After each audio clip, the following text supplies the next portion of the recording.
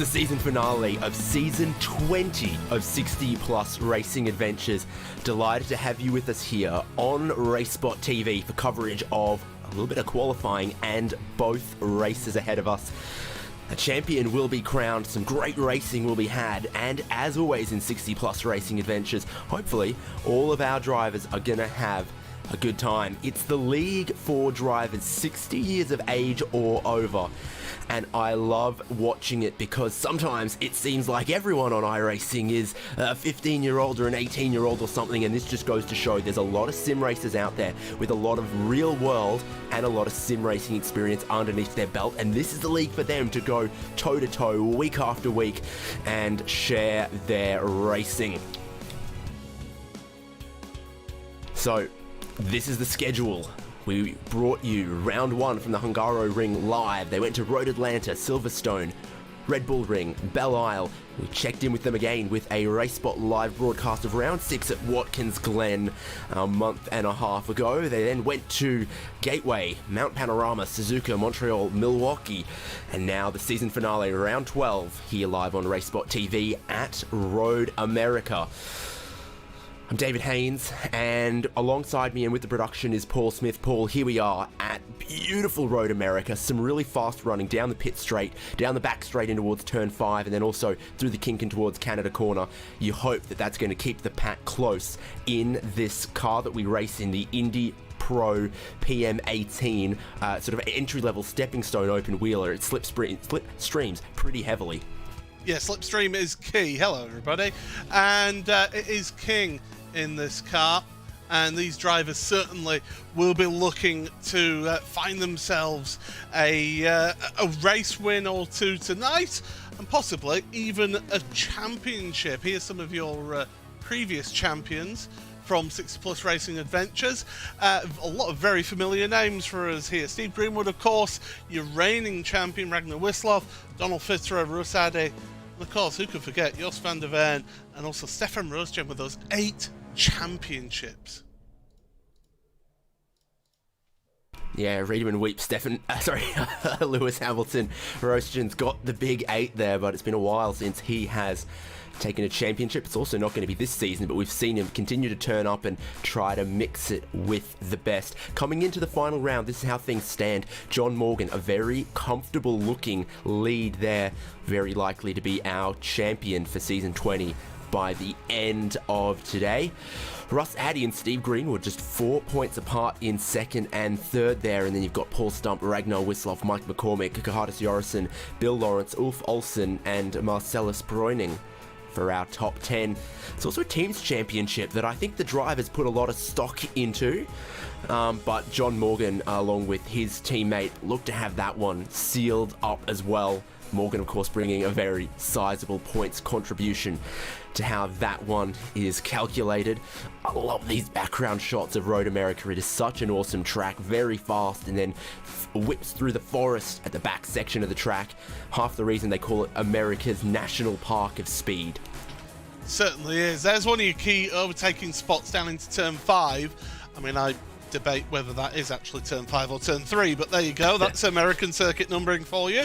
And up in underneath the Corvette bridge, a tricky corner is turn number 6, it must be said, for that. But yeah, we've got these gorgeous shots, and there's the aforementioned Corvette bridge. You come under that and you're braking just over the top of the hill to turn it in to the left-hander.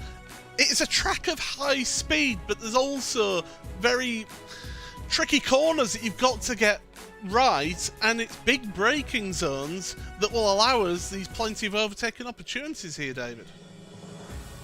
Yeah, indeed, some tricky curbs there at turn 5, some tricky curbs at turn 1, and then you've got to kind of turn in blind at that section underneath the Corvette bridge. You come down here where you really want to hook some of that apex here that helps you rotate the car, but too much, and these single seaters will bottom out and then spin very easily. Watch out for that section, and then they come towards the carousel, and well, it's half of a sunset bend, isn't it? You see all kinds of different lines through there. The drivers, trying to carry speed in, carry speed through the middle, carry speed on the exit, and you've got to compromise one of those things. Leads into the kink that should be flat out in these cars, which means that they should be slipstreaming pretty heavily down towards Canada corner, where it's pretty narrow on the way in, and the walls are very close there as well.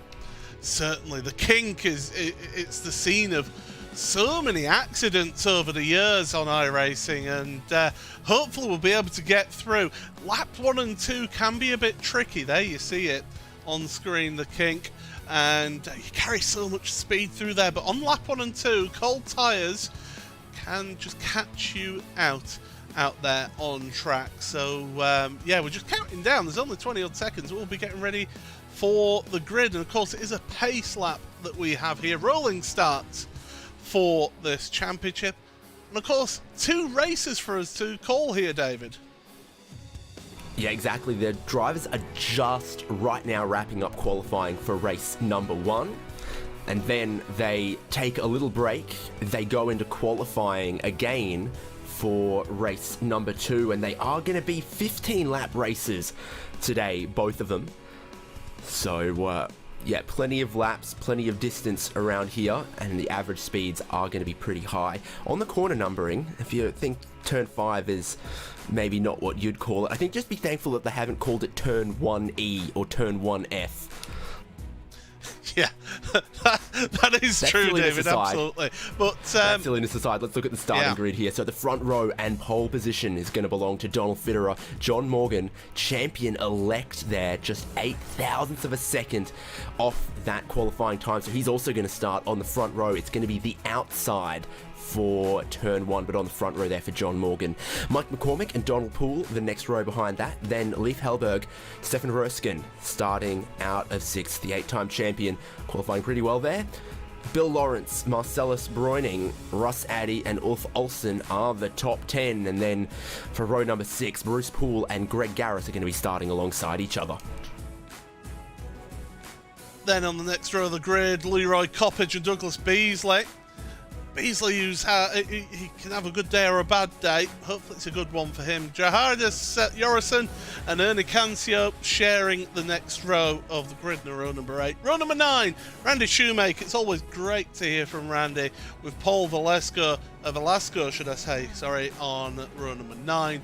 Row 10, Bob Kern and John Van Barsen, with Eric Block and Joel Martin, row number 11. Michael Bailey and Gene Moore rounding out row number 12. And it's a pretty solid grid of 30 plus cars here for the season finale. So we've still got Peter Hellstrom, Mike Grandy, Franz Brink, Robert Love, Richard Varley, Wally Molesby. All those guys without a qualifying time. It was just 2 laps. And the cold tyres are pretty difficult, pretty killer on these cars as well. So Carl Bogle, Jerry Kurt, JC Hay also in attendance. No qualifying time for them either. Any particular places around the lap here you think off tracks could have been a problem in qualifying? I mean, it could catch you out on the exit of the kink, that's for sure. That is one place where you can pick up that 1X that can get you that. The exit of turn 5, actually, if you run too far onto the curb there, then that will pick you up an invalidated lap for you here. But the driver's just working their way through turn 4 here. Yep, honest, that is turn 4. And they go down towards turn number 5. But this is going to be the big overtaking spot, isn't it, David? Downhill braking can really catch you out and lock up an inside front tyre. And then through turn number 5. And as I say, that vast curbing that you see on the outside of the corner, it just tempts you to overdrive and try and carry too much speed into that corner. The kind of curbing you can monster in a GT3 car or maybe even a prototype, but these open wheels, they sit just a little bit lower and they can't quite ride the curbs like that quite as easily. They'll bottom out easier, and then actually want to avoid that a little bit. Now, the corner numbering might keep you up at night, but for me, it's the syntax of the slogan on the cheese bridge, where real cheese people. Is it we're real cheese people, or we're real cheese people, or is it we're real cheese people? I haven't a clue, David, but I am No one disappointed. does. No one does. I am disappointed that the Johnsonville Sausages sign bridge is no longer the same as it used to be. So, oh, it's different, but it still says it still says Johnsonville on it. Yeah, but it's just not the same. That's for sure. But yeah, this is the kink here. Then look at that, an inviting concrete wall awaiting you if you get one little wheel wrong and end up touching the grass, and before you know it, you're at the scene of the accident there. But drivers getting themselves prepared. They'll have been dragging the brake around this lap just to try and get some heat through the brakes into the tyre to help them in the early stages, because they've got to be careful. You know, these drivers, they can get caught out by it. We'll just quickly look at the conditions here. 26 degrees track temperature. I mean, that's pretty much ideal for these cars here. Nice clear, partly cloudy sky, so there are the odd cloud here and there. But we're getting set here, David. Absolutely, we are through the final sector. They come. You're right about the track temperature. Much hotter. It gets a bit slick out there. Any colder, there's almost too much grip. The cars can become too snappy and difficult to drive. So that's just about right for the tyre warm-up, but also the tyre longevity across this race. Pit entry, the drivers shouldn't need unless they have a problem, but it's just to the right there, and the safety car is going to take to it. Your pole sitter wastes no time at all. Donald Fitterer opens up the throttle, and he gets us racing for race number 1 of 60-plus racing adventures. The season finale here at Road America, and it is a long run down the pit straight towards turn 1. Mike McCormick's got a pretty good jump there as well, and he's immediately up into second, pushing John Morgan back a spot. Stefan Röstgen's up a spot as well. I think a lot of the cars on the right-hand side of the grid, of the starting order there, did pretty well for themselves. I say that immediately. He's actually dropped back a whole bunch of spots, so a good start initially, but then a problem through turn 1 for Stefan Röstgen. Yeah, ran a bit wide, did Stefan, and that cost him. John Morgan's dropping down the order. He is down to 4th place in all of this, so he's not having the best of starts here. In towards turn number 5. This is another one of the key points where you can end up having little accidents out there. So far, so good, although there's smoke and there's a car around, and crucially, that's John Morgan. Yeah, the championship leader's got a bunch of damage on there. It's a couple of cars collected outside of turn 6 there. John Morgan's really got to wait, and I think the back left of the car's not sitting straight either. So, always a lot of change up there. John Morgan will eventually get going, and we'll maybe take a second look at it. It all starts, who's in front in second, just loses the rear. Unsby, I think, losing the rear right on turn in. And that's Mike McCormick. So McCormick it is who made the mistake. He ends up back in the pits. Let's have a look at his point of view here then. Up the hill. He's in second place. It's cold tyres, don't forget. And he just loses it through the corner. And, oh, that's not the best camera view, but yeah, there you go. We got there in the end. He entered frame very, very sideways, and that told you basically everything you needed to know. It certainly does. But back to live pictures then. And, well, running away at the front, Donald Fitterer and Donald Poole have made a breakaway, and now 3rd place, Marcus Brunin, is basically at the head of the rest of the field. Yeah, Broding's threaded his way through the chaos a little bit into 3rd place, and you can see there's a bunch of drivers lining up behind him using that very powerful slipstream down the pit straight that we talked about. Russ Addy not quite able to make a pass and lining up behind that. Ulf Olsen, Bruce Poole, Leroy Coppage, Greg Garris, etc. It goes on, and that mid-pack is often where we see some of the best battling here. Fitterer stretching away. Poole getting away. Robert Love and someone else. Gene Moore, potentially. I think have tangled together. Yeah, and I think they've taken a tour back to the pits. Yes, they have. Hopefully get to have a little look at what's happened here. There's the 44 and the 65, yep, getting together mid-corner, and that is a big, big mess. Showing off the damage model of iRacing. Yeah, and when we had the shot of the cars in pit lane, it suggested that there'll be a lot of spare wheels and tyres lying behind some marshals posts around Road America after the opening lap. Of course, exposed corners, that'll be one of the first things to fall off when contact is made with another car or with a wall. Right on board with Russ Addy as he struggles potentially with a little bit of understeer there. Through the carousel, car looked a little pushier than pointier, but of course that changes over the race distance quite significantly. Shifts up into 6th, looks like he keeps it pretty well flat through the kink in a car like this. Now you'll see the slipstream in 6th gear start to pull him in. I'll worry he's going to get close to the limiter there as well. Maybe keep an eye on that on the pit straight as well. Maybe that lets him close up, but then hurts his ability to attack. To another replay, race spot replay, and that is a problem. Douglas B's big problem. Douglas Blees late finding the wall. And he has now taken a tour back to the pits as well. So people finding walls out there and having a few issues. But one driver who isn't having issues is Bruning in 3rd place. Hanging on very nicely to that 3rd place as well. I'm looking at everyone's speed traps, and I think that 6th gear, that ratio, tops you out at about 256 kilometers an hour in 6th gear. And nothing more. It's the speed that everyone is doing in the slipstream by the end of the straight. Don't think they're hitting the limiter by themselves, but it's forming a bit of a draft train, if you want to call it that, behind Addy and Olsen, etc. This meet of the top 10. It certainly is, as we again go down, and well, Addy's had enough of it. He's having a look. No move made just yet. To go uphill once again. So Addy, he's looking, he's keen to get past here as Russ, but those moves aren't on quite yet. Yeah, it's not a slam dunk down the straight line despite the strength of that slipstream because of the gearing. So you see Russ Addy, if he's quicker in the corners, he needs to get really close off one of these corners, through one of these corners, and that can be tough to do. That can be very tough to do. You can see that it's difficult to gain ground through the carousel quite fast. The slipstream is noticeable, pushing you off just a little bit there.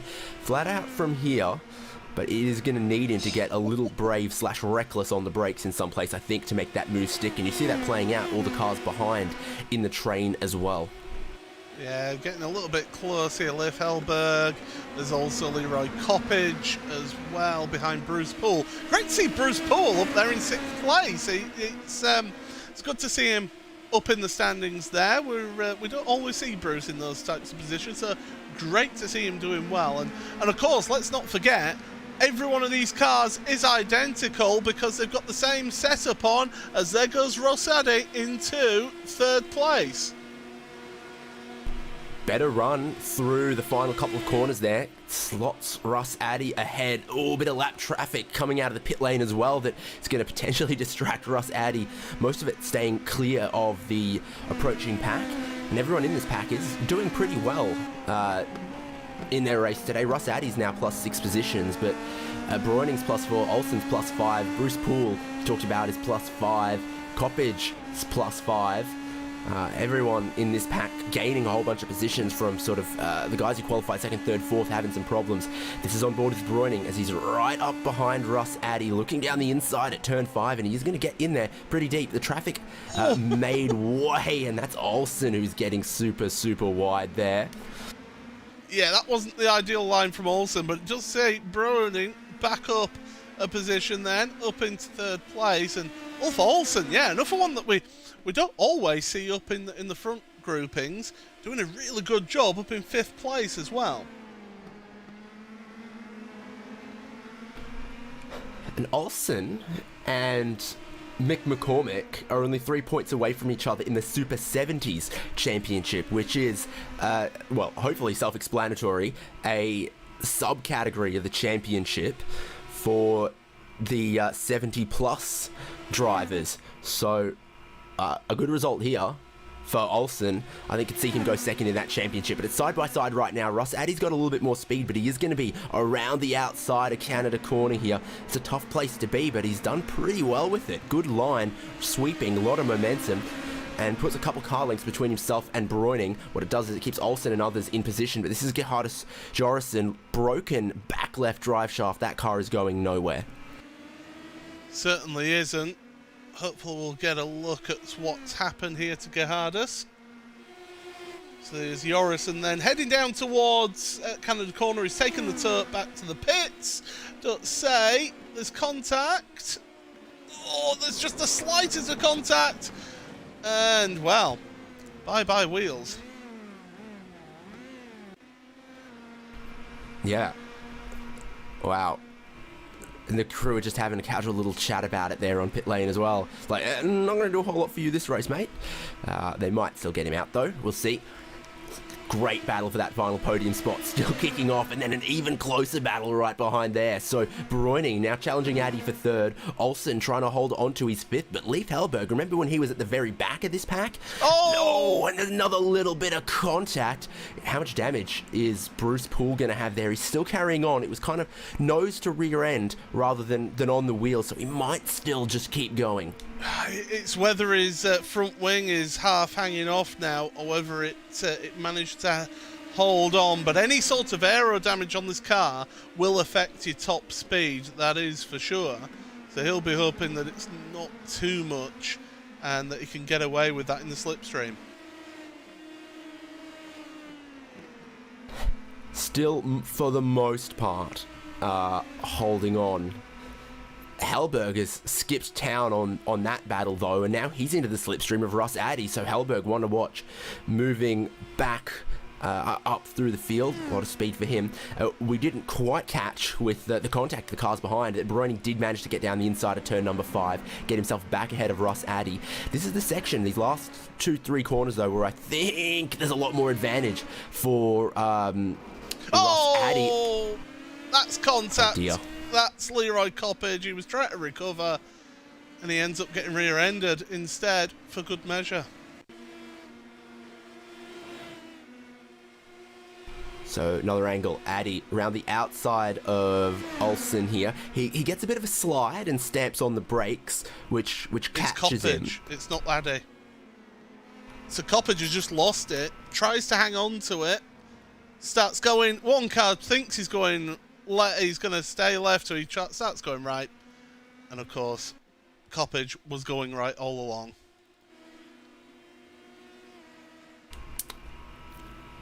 Real shame, that one. As you look at the timing column, Fitterer and Poole still only a second and a half for the lead. By the way, Donald Poole not quite catching that one, back up. And then behind them, this is the battle for third place. A little bit of traffic now as Breuning maybe uses the inside to defend in turn 5. Addy forced around the outside, and this absolutely brings Leif Hellberg right back into the picture with them as well. 3 cars battling, final step of the podium. Well, you called it, didn't you, David? That Leif, he'd broken away from the others behind who were busy tripping over each other, and he got onto the slipstream of these two for that final podium position. So he's really got himself into a fight for a podium spot here. And you'll stop me if I'm wrong, but I'm pretty sure he's got the fastest lap of the race at the moment, does Leif Hellberg? Yes, he does. It took me a while to find it on my timing screen, but yes, he does. As Olsen's had an issue out there. Oh, there's big issues out there. Yeah, Greg Garris, that was also with Samage. Wally I think Bruce Molesby Poole as well towed involved. a while back, yeah. So that was Poole losing it out of the hurry downs. Olsen then coming round the carousel. Is he just going to lose it on the exit? Rear let's go. He has a wiggle late in the corner. And it's going to roll backwards. Bang, there's Poole. And bang, there's Garris.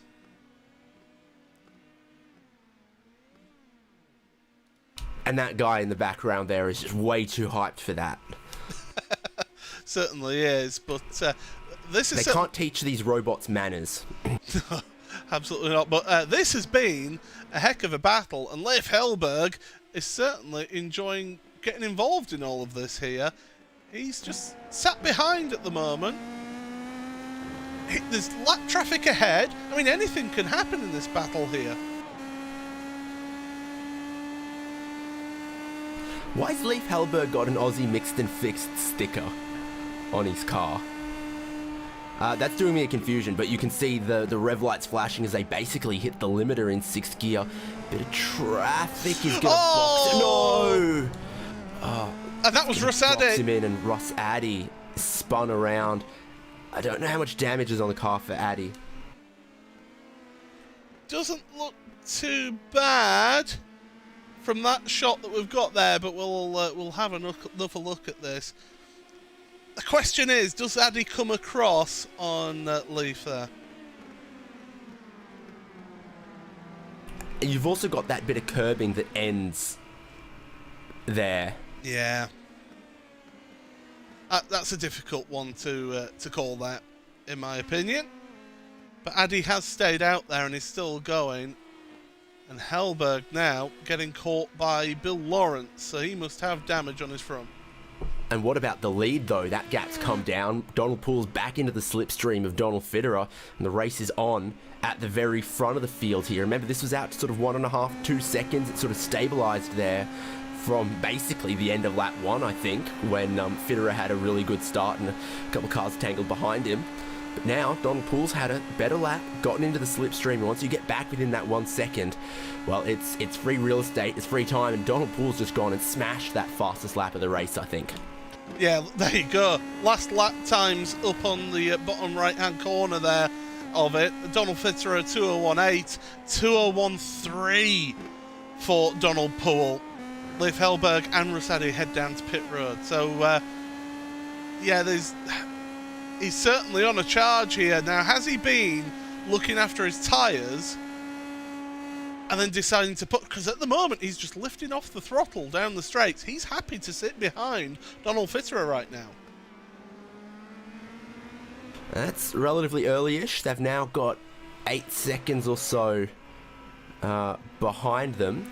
It does seem like that left rear tyre is the one that's copping a bit of a hit. It gave way for Ulf Olsen through the carousel as he asked a little bit too much of it. You ask a lot of it in, turn 1, turn 3, the kink, Canada corner, all those places. You carry quite a bit of speed in, try to lean on that outside left.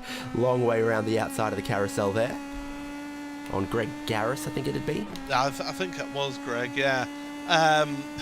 You saw the speed difference of one car just backing off and the leader coming round, but we're looking back from Fitterer then, and Donald, he's a wily racer, is Donald. We've seen him come for many race wins, but Donald Poole, I mean, he's on an absolute charge this season, isn't he? He's really doing the hard work this season, and he wants to get a win here. Be a great way to send out your season, as always. So, past that halfway point of the race now. In fact, they're even about to start lap 9 as they come under the watchful gaze of Barney in one of the better flag stands, I think.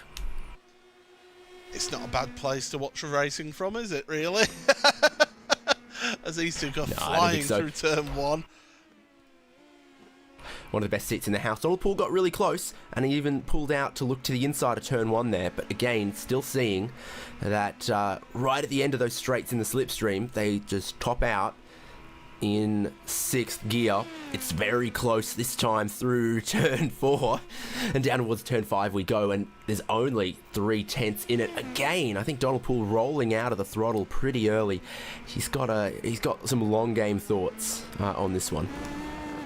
And this is it, you know, he could, as I say, he could well be sort of looking after his tyres, keeping them in range so that when you get to the end of the race, you've got a bit more, and also you've got the slipstream, don't forget, so you're not having to push as hard to go as fast down the straights. Whereas Fitterer at the front, he will be pushing. He may be driving within himself to a degree as well. So, you know, don't count out Fitterer from maybe running his own pace here and trying to preserve tyres a little bit. I mean, even though it is a 15-lap race, we've seen it time and again in this championship how the tyres can dictate who wins and who loses. Yeah, 20 minutes into the race is about when the tyres can start giving up some of their best again. If you're not careful.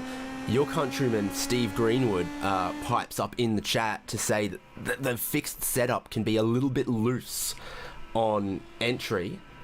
Say your countryman Steve Greenwood, and I mean reigning champion Steve Greenwood as well.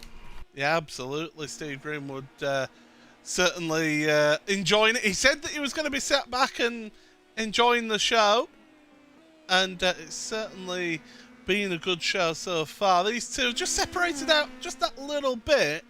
So it might be worth just looking a little bit further back, because John van Barsen and Frans Brink are having a ding-dong battle between themselves. And these two are already, by this stage, 44 seconds behind your race leaders. Frans Brink is our second biggest mover of the race, though. He was one of those drivers with no qualifying time, and he's currently plus 17 spots. He's only beaten by Carl Bogle, who's plus 19. So, yeah, I mean, there's enough time in the race to make up some positions, but like you said, the time that they are away from the leader, you know, it's going to pick off another one here. Frans Brink, in fact, done even before the braking zone of turn one. They're going to get fewer and further between in the back half of the race now to Frans Brink. Carl Bogle's now plus 20 because he's gone ahead of Peter Hallström immediately in the background here. Yeah, oh, Donald Poole! Donald Poole's off! What's happened here? That's the driver who was in second place this race. Is now dropped down to third. That's the hurry downs after the sort of Corvette bridge there. So what has he done? Oh, just a smidge of the grass on the exit of what should otherwise be a flat out corner. It's given him a big wiggle, and he's coming to a halt behind that tree. Had to spin it around, get back up to speed, and that's cost him a lot more time than just a little off. Yeah, that's a big change of underpants moment, is that really? Because you think, oh, I'm heading for the wall here. Able to carry on. Of course, he will have put a ton of heat through his tyres, and that'll mean that just for the next few laps he will just have to drive a little bit slower, let the tyre temperatures reduce a little bit and come back into its working temperatures. But that does mean that Marcus Breuning now up in second place here. Yeah, in fact, it looks like it's all Club Americans in your top three now. New York and Texas and West for Fitterer, Breuning and Poole respectively. Now, here's a battle where they're trying to break that toe down the pit straight. And we're going to have another weave down the pit straight as we ride on board with Bob Kern. He's chasing Eric Bloch. He's chasing Paul Velasco. So it's Velasco leading them on just a little bit of a goose chase. It's absolutely acceptable when the car behind is 4 or 5 car lengths back to do that. It's your prerogative. Yeah, as long as you're not excessively weaving, that's the main thing. As long as you're not taking it too far with that weaving. Don't mind so much, you know, the odd move down the straight to try and break the slipstream, but going back and forth across the track, like a certain Formula 1 driver got warned the other day at Brazil for weaving, and well, as this is actually a very nice Walter Wolf livery, I must say, on the car of Ernie Bloch. So I'm not quite old enough to remember Wolf Racing, of course, but still, that is a very, very nice rendition of that livery. Yep. And notice Bob Kern just get a little squirrely on power down at the exit of the previous corner as well. So I think they're already at that management point. Track temperature has risen a whole degree Celsius as well. So if they went, you know, hell for leather, 100% leaning on the tyres all the way, they'd probably be just starting to feel it by about now in the race. Yeah, you certainly would. If you've been absolutely on the ragged edge of adhesion all the way through, as you say, from start to the end of lap 12, and yeah, those rear tyres will be screaming enough. Two drivers working their way through the field here, John Morgan and Stefan Rosgen. They're trying to work their way through. Their next target is Richard Varley and Peter Hallström. John Morgan wants to get as good a result as possible, and Stefan is trying to follow him through here. Yeah, absolutely. They've got Peter Hallström there in the 14th immediately in front of him. So John Morgan probably going to try to set up a good exit off the final corner. You can, like Rosgen is doing, take a rather wide sweeping entry. You got a bit of extra pavement on the far side of the curb. And here comes John Morgan. Roaston might very well try to follow him through, as you have to go significantly uphill onto the pit straight, and then it starts descending about here. Oh, Roaston, I think you can see, feathering the throttle a little bit there just to stay in place. Still really wants to clear that car of Hellstrom, and he's going to, but was trying to follow John Morgan through as well. So they're up into 13th and 14th, these two. Yeah, and doing a good job, but now they've got about 3 seconds up to Russ Addy, and they won't catch Russ quite that quickly, so they'll be starting duking it out amongst themselves for 13th and 14th. And if anyone is new and just joining us on this is 60 Plus Racing Adventures, we do have 2 races per evening in this championship, and for championship purposes, the best score from either of those races is the points that you take into the championship. So if you win race number 1, that's it. That's your points locked in, because you can't really improve on that. If you say, like Stefan and John here, finish 13th and 14th, you've got a second race where you can maybe get that time back and get some good points. Yep, and second in the championship at the moment, this guy, Russ Addy, is also deep in the field trying to make up a couple more spots as he just gets ahead of Barson there for 12th. So very much, despite not a great race number 1 here so far from John Morgan, looking like he is going to wrap this one up. In fact, I've just seen the points with 1 drop week calculated, and I can see why we chose the other number to put in the graphic. Great showman, whoever put that graphic together. That would be Hugo Luis, our beloved producer Hugo. He knows what the people want. He wants a bit of championship drama. Jerry Kerr's gone for a bit of an excursion out there. See what's happened there. It looks like it's in the Hurry Downs. Yeah, it's that one before the carousel. So yeah, here we come downhill, cleaning through the part that caught out second place earlier, and then to here, like I say, rear goes early. That's Steve Greenwood's fault. Yeah, just carrying too much speed into the corner was Jerry. Back up and running though, out there on track. Leif Hellberg has just got past, that is Peter Hallstrom. It's a change of position for those two now. So you've got those recovering drivers, and of course there is a free repair, a fast repair for the drivers if they do get caught up anything, to encourage teams and drivers to carry on racing to the end of the race. And so Leif is one of those drivers who did take a free fast repair in this race. Yeah, there's fast repair, but there's no fast tow truck though. No. So that's one of the things that's put a couple of the drivers off the lead lap, is a terminal incident to the car is going to cost you several minutes, whereas some of those other drivers like Russ Addy and John Morgan and Stefan Orestian, who I think drove into the pit lane under their own power, end up only losing about 30 seconds or so to it. We got some good old F1 tributes going on here. Eric Block, you mentioned, but also he's trying to follow that slipstream of Velasco. I am glad about that livery in front, the old cigarette livery, because he has actually used the one where the cigarette logo is actually removed and it's just the black bars. So thank you very much. Very considerate there, Paul. Yeah, I don't know. It doesn't really work on me anyway. It reminds me of the fact that my housemate's room stinks. So what has happened here to the very rapid Leif Hellberg? Briefly held the fastest lap of the race. Into the final sector we go. And it just bounces a little bit off that curb and pushes out wide to the grass beyond the pavement. And just, a bit too much speed. The curb launches him a little further than normal, and he goes loop-de-loop.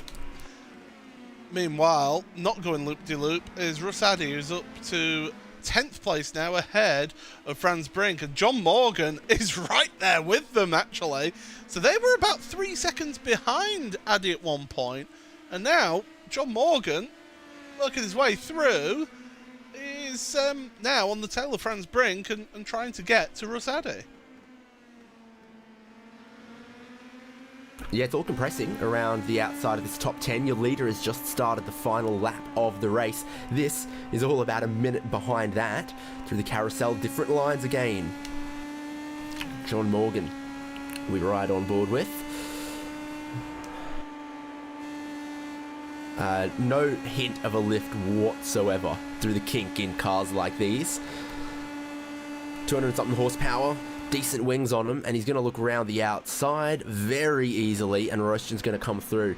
Franz Brink rolled over and really gave that one away. Here comes Addy in 9th, and Carl Bogle in 10th. Addy, I think, has just made that spot. Yep. I think Bogle's going to be the next one that John Morgan and Stefan Royston are trying to hunt. Yep, it certainly will be, and Morgan and Royston doing a sterling job in recovery. I mean, if they can both crack into the top 10, although Royston is looking at John Morgan, so he's thinking, I want that position now, and Royston is through on Morgan.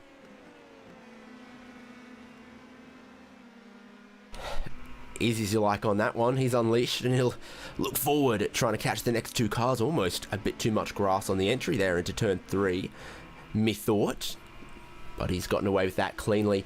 Checkered flag is approaching for Donald Fitterer on the final lap, and he's looking pretty well clear of Marcel Breuning and Donald Poole. Poole pushed him a lot throughout this race. Now they're clear, and John Morgan back on through into turn 5. This is the final sector for your leader, Donald Fitterer, from pole position. Hasn't put a foot wrong yet. Just got to navigate the final corner. And he can keep it pinned. Barney waiting with the checkered flag for him up the hill, down the straight. And pole position, led every lap. Road America race 1 win is going to go to Donald Fitterer. Breuning, good race for him to grab second, as he's going to appear up the hill in shot. Yeah, just there. Donald Poole another 5 seconds behind that. Still battles going on between Paul Velasco and Eric Bloch, but not between John Morgan and Stefan Royston, because Morgan has spun it on the way into the carousel. Yeah, we'll have a look at this then. This is in the Hurry Downs. Is this going to be the same thing? Oh, it's just on the power this time. Keeps it out the wall though, so that's okay. Oh, no, he just kisses the tyre wall. Spoke too early on that one. Nearly buried himself in there, but got it going. He'll come back further around. Addy Bogle Royston battle could still go off, and we'll maybe see a little bit of a photo finish here. Look at how much of the slipstream Stefan Royston is trying to use, trying to carry some speed, has to pull out, but I don't think he's going to get it, because the checkered flag comes just in time to save Carl Bogle to be the biggest mover, plus 21 positions, 31st on the grid to 10th for Bogle, despite all that pressure he had right at the end there from recovering higher qualifiers. McCormick and Coppage, they're fighting it out towards the end of this race as well. They're onto the final straight here. That hill, incredibly steep, it must be said. And they're going to come across the line astern. Why don't you? End of year photo, I think. Certainly is. Just a couple more drivers to come across the line. Bruce Poole being one of those, and Ulf Olsen as well will be the other. And then we'll have your race results.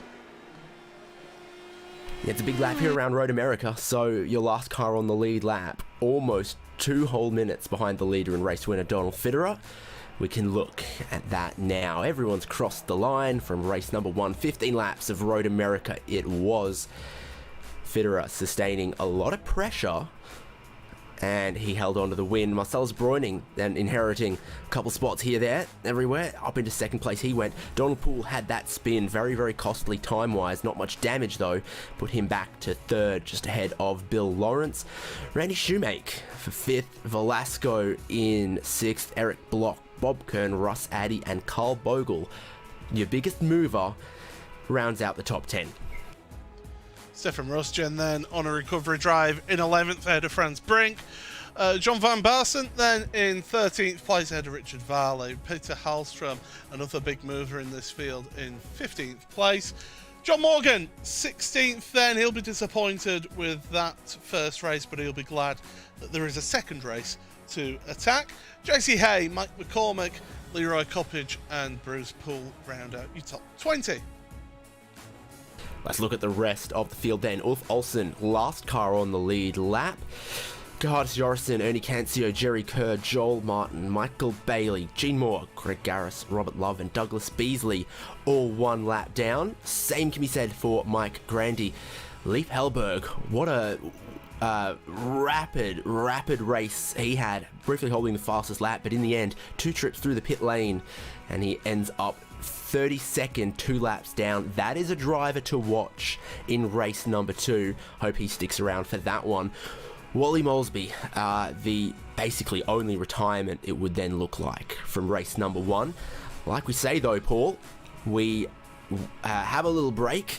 They come back for qualifying for race number 2 and we go racing again, and now we know there's a couple drivers to watch. I'm definitely thinking Röstgen, I'm thinking your champion-elect, John Morgan, and of course, what can Leif Hellberg do as well? Stick around with us here on RaceSpotTV, because when we come back, qualifying for race number 2 and race number 2, what's up? Well, we do actually have an interview standing by as well. You jumping the gun a little bit there. I know, I looked and then I forgot. Straight out my brain. My apologies to you, Paul Smith, and of course, to Donald Fitterer. Hey. Well, why don't we bring him in and have a word with our race winner then, David? Yes, and Paul Smith, I'll give you the very generous job of speaking to race one winner, Donald Fitterer. Yeah, so here we are then, Donald. I mean, that couldn't have gone pretty much better for yourself. Pole position. You didn't have it easy. You didn't have it all your way. But in the end, a little mistake from Donald Poole, and that just gave you that breathing space, didn't it? Hey, Paul. Yeah, it was a good win. It's too bad that Mike had to spin and made it a little easier for me. It would have been more fun. And then Donald was catching me, and I actually radioed him and said, hey, come on by. And he said, no, I'm going to wait a couple laps, and then he spun.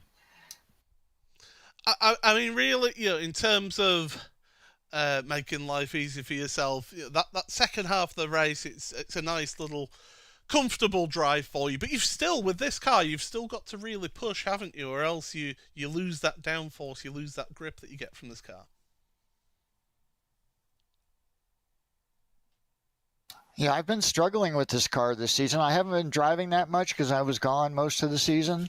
But John Morgan shared a tip where, you really have to have throttle control and, get your mid-corner speed up on your throttle, but not 100% because it'll snap oversteer if you put the throttle to 100% too early. And I learned that if you just pause for a moment between the gas and the brake a little after apex, the car settles down and then you can get on the gas a little earlier.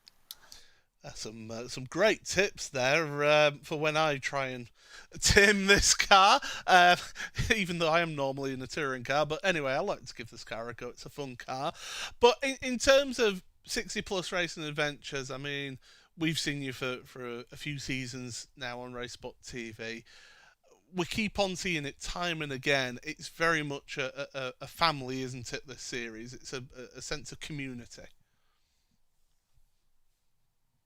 Yeah, Paul, I'm having trouble hearing you. My sound went out just before this race, or just before I got onto the comm room with you. And I'm going to sign off and just say thank you for hosting or broadcasting, and hopefully see you in the next race. Well, thank you very much, Donald, and take care. Cheers, Paul. There we go, David. That was your race one winner, and even able to improvise in getting the interviews done. Oh, he's good. Real professional on that one, short and sweet. In fact, I reckon Kimmy would have been proud of that one. Like, oh, sorry, can't hear you. Goodbye. But yeah, good of him to swing by and chat with us. And well, very, very strong performance and a very tidy performance from him that saw him take the race 1 win. That proved oh so important here with very easy to catch a little bit of grass or spin, and a car that could be relatively unstable. So stick with us, because now we take a little break here on RaceSpotTV, looking forward to qualifying coming up shortly for race number 2 of 60 Plus Racing Adventures, the season finale for season 20 here on RaceSpotTV.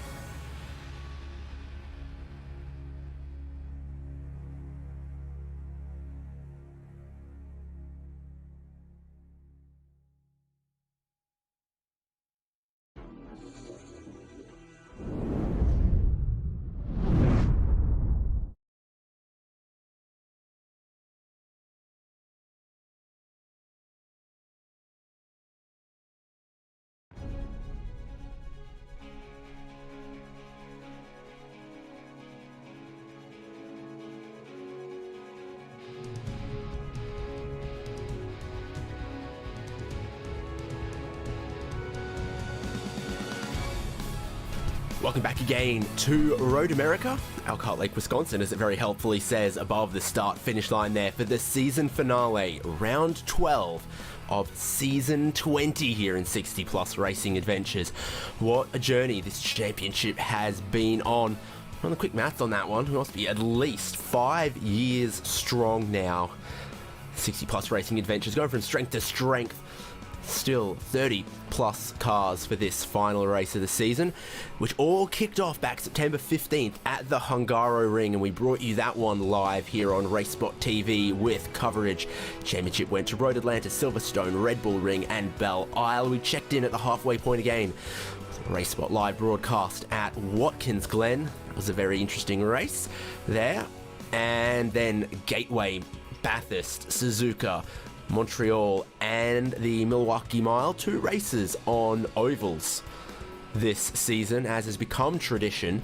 And now the finale is here, round 12 at Road America. Champion is going to be crowned. What a beautiful track it is. It turned on some great racing in race number 1. I hope the drivers have learnt plenty about how they can race for race number 2, and there are some drivers I'm sure were disappointed with their race number 1 results. They can look forward to improving on that here in race number 2, which is also going to be a 15 lapper. There it is. Turn numbers not displayed so that Paul Smith's blood pressure remains at healthy levels. Yeah, that's that's for sure here. But of course, we're in qualifying. So, it's the start of the session, and, well, who better to look at for a lap? John Morgan right here through turn 2 here, in towards turn number 3. We've not got him from an interview. Let's remove that. Turn number 3 then, important to carry the speed down this back straight here towards the turn number 4, which is flat out. And then turn number 5, a real braking, a real stopping point on this track here. Yeah, absolutely it is. And the way that the tyres warm up, and the fact that our drivers get 2 qualifying laps, 2 flying laps in this session, you do expect to see them just try to be measured and smooth and not too aggressive on this first lap, and then maybe give it a little more in lap number 2 when they've built up a little more tyre temperature and can maybe have a bit more confidence, lean on the car a little harder in some of these places here where it can be easy to spin through that left-hander, through the long carousel. It should hopefully be okay. John Morgan, though, is on track for a very, very unique and interesting feat. I've looked through the previous 19 champions, and while we have the overall championship, there's also the Super 70s, championship subset there. John Morgan looks like, from what I can tell, he's going to be the first driver to beat both Super 70s champion and overall champion in the same season, or I think to ever achieve both.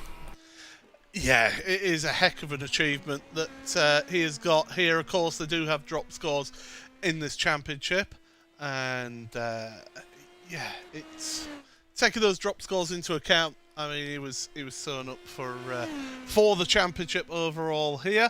As we start getting some times coming up on the side of the screen, so you can see how close those lap times are at the front, and John Morgan, he's less than a thousandth between him and Donald Fitterer. Yeah, Fitterer, your pole sitter in race number 1, has opened his account pretty well here for race number 2, staying just shy of a tenth ahead of Morgan. Stefan Grosjean, Leroy Coppedge has just gone up into 4th there as well. And as I say that, Ulf Olsen wants a slice of that, so I reckon it could be pretty close, pretty competitive for race number 2 here as well. Now, 23, 24 drivers with a qualifying time. I think it's probably almost already better than what race number 1 was. You remember quite a few drivers without a qualifying time for race number 1 for whatever reason. Maybe just pushing it a little too hard, a little too eager for the first race of the night. Yeah, certainly, and well, we'll see how we're getting on here through the sweeping carousel. You can see the sector times coming up at the bottom of your screen. So Fitterer is pushing on, and he is trying to improve his time. He's trying to get himself even faster, a 54.7 for that middle sector. And if you do look at his previous sectors, 54.8 last time, 36.5 for sector 1 on his best lap. So he is going slightly faster than his provisional pole time. Yeah, so pretty much the same in Sector 1, a 10th up in Sector 2, and it's looked tidy enough through the final sector, so we just got to wait, he's just got to wait, floor it on the shortest run to the timing line, and is he going to improve it? No, lost out a 10th or so. In fact, lost out 3/10 in the final sector, so no improvement. That means John Morgan, who does improve, is provisionally to pole position. Leif Hellberg, I called out as one to watch in race number 2. He goes in a 4th as McCormick slides in a 2nd. Improvements for Lawrence as well, so a lot of drivers, decent improvements in their second lap, except for Donald Fitterer, who now at best is going to start 3rd. That'd be the inside on the second row. The inside row got a pretty good launch in race number 1 as well, though, so probably not a horrible place to be. No, absolutely not. The inside line, you do want that inside line into turns 1 and 3. Oh, Randy Shoemaker's run wide. I think that'll have invalidated. I think that's an off track. Yeah, going that far wide through turn number 5, it does usually invalidate your lap. Does that. I mean, we've pretty much got everybody who's set a lap time. Gene Moore is on a lap here. I think this is his final lap, so he is pushing on towards the end of the session. 30 drivers, as you mentioned, David, in this session. Just Randy Shoemaker, Robert Love, who have not set qualifying time. So you look at those lap times, once again, the top 12 covered by just a fraction over 0.8 of a second. Yeah, certainly very good. Gene Moore to the line, and he does improve up into 18th there. So he found more than a second from lap 1 to lap 2. That's good. That's a good way to attack qualifying, is really just make sure you get that lap 1 banker, and then he's also been tidy but faster on lap number 2. Steve O'Malley, I think, has completed both of his laps, but he's just still out there counting down the clock. Did we see much of him in race number 1? No, we didn't, and the reason why I'm bringing him up is because he's got a very nice Benetton 1994 livery from Formula 1. So we've seen the McLaren livery from the late 80s, early 90s. As Randy Shoemaker does actually set a lap time, 22nd on the grid, so he didn't get an off track where we thought he did. But yeah, we've seen the Walter Wolf livery as well, the old Benetton livery here. So a number of liveries looking back at Formula One's history. And don't forget as well, you've got John Morgan with the Castrol IndyCar livery. Yeah, plenty of interesting things to look at. And who did we have? There was 2 drivers running the John Unsby tribute liveries. McCormick there and as well. Leroy Coppage, yeah. Yep. So very long-standing, well-regarded member of this league. Yeah, it is always important to remember those who were here before. And John was a much-loved member of the community, and he is sadly missed. We always liked having our chats with him, didn't we, on commentary after races. So, yeah, it is great that we've still got 2 of those drivers out there with that memorial livery. It did make our lives a little bit more difficult, the season finale, when they all had that livery on there. But it was worth it.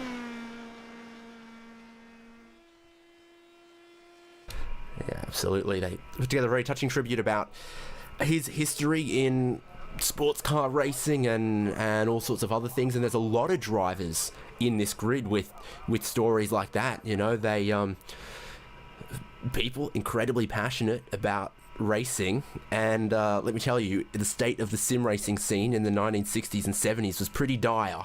So people who've come across iRacing a little bit later in life, equally passionate about it though, and we love to see them race, and we love to chat with them as well after some of the races. Let's look at how the grid is going to go for race number 2. The thing to keep in mind is that the odd numbers are going to be on the inside lane for the race start, which proved very powerful and very effective at the start of race number 1. So that's going to be John Morgan on pole position. Great start to his final race of the season to bring home a championship. Mike McCormick's going to be alongside him, and then that next row, Donald Fitterer, who was so strong in race number 1, starts alongside Leif Hellberg. Stefan Rostjan one spot higher up on the grid this time for race number 2, into 5th on the grid alongside Bill Lawrence. So that's a very exciting top 6. The next 6 drivers, the next 3 rows, it's going to be Ulf Olsen, Marcellus Proening, who was big mover in race number 1, Leroy Coppage and Gerhardus Jorgensen. We've got Russ Addy and Greg Garris, 11th and 12th. Yeah, Russ Addy will be a little bit disappointed with that qualifying. Bruce Poole then, 13th for the man from Canada. Ahead of, alongside him is Joel Martin on row number 7. Row number 8 is John Van Barsen, with Douglas Beasley joining him there, with Ernie Cancio and Gene Moore on the outside of row number 9. Row number 10 for Paul Valesco, Michael Bailey there joining him in 20th place. Eric Block and Randy Shoemake round out row number 11, with Bob Kern and Carl Bogle row number 12. You've got Pierre Zione and Steve O'Malley alongside each other there in 25th and 26th. Peter Hellstrom and Mike Grandy, and Jerry Kerr, 29th. And Robert Love, the only driver without a qualifying time. So they all really brushed up their skills and tidied it up into the qualifying for race number 2. Far less drivers without qualifying times. Just awesome to see, and it should give us a pretty representative grid as well, and some close racing from the get-go, from the drop of that green flag. You want an interesting... well, no, say interesting. Do you want a sad Road America fact? Oh, I do like a fact about our venues here. Go ahead. 200 meters longer than Mount Panorama Bathurst. Well, there we go. That's but considerably less undulations, though. That's for sure. A bit more cheese. That's what I'm saying, man. We're real cheese. We are people. Real cheese people. So, are they people made of cheese? See, that's the thing, is when you look at it that, real and cheese are in bigger text than the other bit. So it's we're real cheese people, which is what they're meant to say, you know, like we're people who are passionate about, like, quality cheese. Whereas if you change the stress or the emphasis to be like, we're real cheese people, be like people who are made out of cheese. We're really looking into that far too much, aren't we? Oh, it's my favourite thing, man. No, I'm disappointed though with them changing the Johnsonville sign, because it no longer says sausages is what we do. But it is still, it's still the Speedville logo on it. There you see it, Johnsonville sausages. Getting plenty of sponsorship from us, and if they do want to send us... Have you ever looked at the Johnsonville product range? No, I have not. Every single sausage has cheese in it, man. It's like pork jalapeno with cheese in it, or like beef and cheese, or something else in cheese, or spiced ham and cheese. So what you're saying is, if I consumed one of their sausages, I would feel my arteries slowly clog. I'm sure they do Gene fine. Moore's got a connection problem. I'm sure they do a fine selection of sausages, but in moderation, folks. Oh my goodness, we've had a crash. It's a problem. I think Gene that's Moore. Bruce. Is it Gene Moore? Number 61? Yes. No, that's Marcus Browning. No, I mean, there's several cars in the wall, but it's all been caused by Gene Moore's connection is bugged out, and he's driven through a bunch of people, and it's caused a problem. Oh, that's... Unfortunately, that's the nature of racing on the internet, isn't it? That something like that can happen. And it does mean that, unfortunately, a number of drivers are going to have to pay a call to the pit lane before they've even started. Yeah, so it also means that in this last sector, they're all going to have to pack up a little more aggressively as well. You've got your first couple of rows there, but then there's a bunch of drivers either missing or delayed or whatever. It's John Morgan, champion-elect, on the front row, on the inside. He controls the field, and he's waiting a little longer, but now he launches it into life. Front of your field goes through. A big gap towards the back of your field there. Some of those drivers might not be so happy with it, but here is that run that the inside lane gets. Donald Fitterer couldn't quite come through for second place. Stefan Röstgen got a good amount of momentum there as well, side by side with Leif Hellberg. Morgan, through the first couple of corners, still holds on. Certainly does, as they all come through. So this it's almost 2 packs, isn't it? This grid then after what happened on the warm-up lap. But it does mean that those in that second pack are at a significant disadvantage because of the fact that they've got that gap. They've not got that slipstream to the front pack here. Oh, and that was Röstgen into the back of somebody as well. We've got a car around. Röstgen, Fitterer, McCormick, I think is the 3 cars there. Oh, Connery would be having kittens about that rejoin. Van Barsten and Pierre Dionne, I think, are in the same corner as well. So a messy, messy start to race number 2. Everyone got their act together for qualifying, and it's all gone out the window, I think, at the final day of school for season 20, 60 Plus Racing Adventures. It means Morgan is solidly holding on to the race lead right now. Leif Hellberg's come through in a second. The battle continues backwards behind third place. Here's how it happens, and Röstgen gets unsighted here, and it just, well, I don't know if that was a strike, but it was at least a spare. He certainly took out a couple, didn't he? But unintentionally, it must be said. He's not deliberately done that. That's a mistake that's happened there, and it's so easily done, isn't it? Down into that downhill braking zone, and before you know it, you're into the back of the car in front. Cold tyres, cold brakes, don't forget as well. So those drivers really not having the best of times out there. We've had a total of 7-8 drivers on pit road, either through the issues during the pace lap or on this opening lap.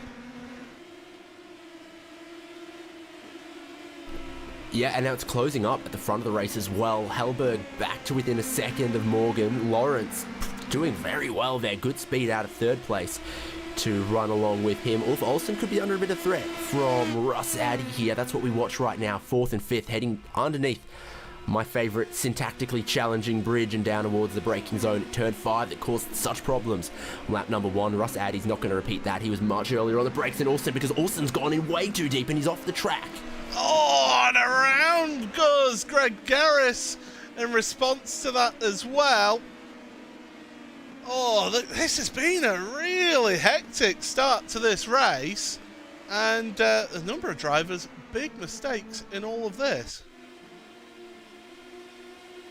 Yeah, Olsen must have been just looking in the mirrors a little bit. You're going to see it up front here. He just gets in a little deeper, a little too deep, and just plain misses the corner, and Garris almost straight follows him in. Finds that the big bump across there is no good with low tyre pressures, the car sitting a little lower, and that's what spun Garris around. He was also too deep into the corner to slightly less catastrophic results. I don't know.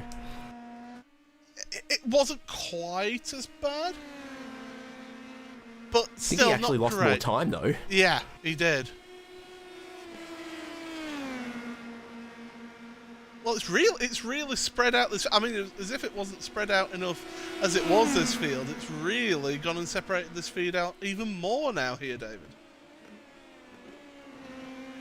Yeah, indeed. There's still great battles in several places, but we lost that sort of 10-car train that we had forming up behind the leader here that was looking oh so promising. Is Bill Lawrence's run for second place, right in behind Hellberg. Good speed, and right before the braking zone for turn 1, he's going to pull out to the inside. And that's a pretty good corner to get down the inside because you can still carry a lot of speed through a relatively sweeping turn 1 and up into second. At least momentarily goes Bill Lawrence because we have seen them swap back and forth in the way that someone might pass into turn 1 and then get passed again back into turn 5. And that's the problem with going for that move into turn 1. It then leaves you open to this down in towards turn number 5. The slipstream, it's so strong, and especially when everyone's using the same setup here, you're just going to stall out. Oh, not the best of exits for Hellberg, and here goes Lawrence to the inside of 6. That's not normally an overtaking position there. No, he hasn't quite been able to make it work, but it was, unconventional to see that one happen. Great little battle, second, third. Russ Addy, I think he could range up onto this one as well. He's looked pretty quick so far. Definitely sustains some pressure on Ulf Olsen that led to a mistake there, and second and third looking like they could battle each other a little bit the way it goes. It gives John Morgan pretty handy little lead of 2.6 seconds. And if you're looking for a battle, I think you've got to look back to 9th. Gene Moore is leading a nice little train. He's got Proening in front of him there, I think, who is a lap down and right in the thick of this to make things even more interesting. And then McCormick and Joel Martin, and Randy Shoemaker and Paul Velasco just in touch there as well. And Velasco was an interesting driver to watch in race number 1 as well. So he could still do a lot because it's early in race number 2. I was just thinking, you were pointing out about that battle for second and third place. They're almost tripping over each other and allowing John Morgan to pull away. That's almost to a position where you need to work together as a couple of cars. In fact, there goes the fastest lap for John Morgan. You need to work together as a duo to try and pull yourself forward towards the race leader, or else the race leader's just going to carry on waltzing away from you. Down the inside then on Gene Moore. Oh, just within bounds on the exit. I thought he was going to catch that grass and spin. Still not quite the quickest way through there for the 99 of Mike McCormick. Oh, what's happened to Olsen? Off track in turn 3, I think. Well, he's back up and running, but he's dropped down to 15th place here.